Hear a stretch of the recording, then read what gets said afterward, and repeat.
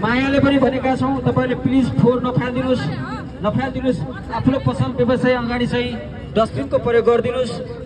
यो चाहिँ तपाईँहरूले हामीले बारम्बार भनिरहेका छौँ।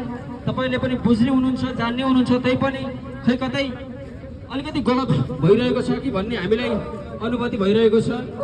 ल यहाँ यति राम्रो पसल रहेछ, एउटा डस्टबिन राख्नुभयो भने चाहिँ अङ्कललाई एकदमै अझ राम्रो हुन्थ्यो।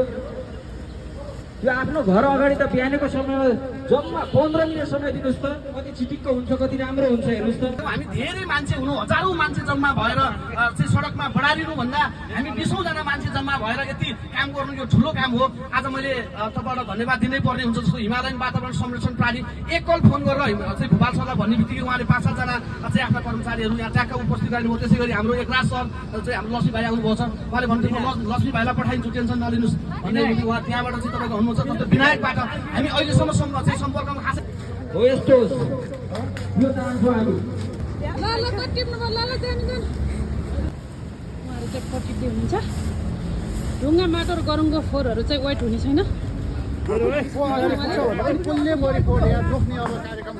दिपिका खाना आउँदै हुनुहुन्छ, आफ्नो फोहोर लिएर दर्ता गराउनुहोस् है। नाम टिपाउनुहोस्। र यही क्रममा हामी अहिले केसिडी हस्पिटलबाट हामी बाँकी वसुन्धरा चोकबाट आधी घन्टाको टाइम राखेर कसरी बढी फोहोर चाहिँ यसरी कलेक्सन भइसकेको छ। यो चाहिँ प्रतियोगिता हो, कम्पिटिसन।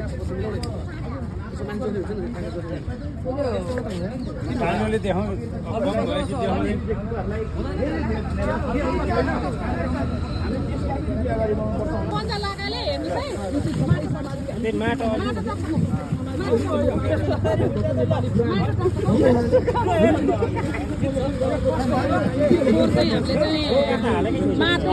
सिसाहरू चाहिँ हाल्न नपाउने भनेको छ। त्यो छ कि भनेर चाहिँ ठिक छ।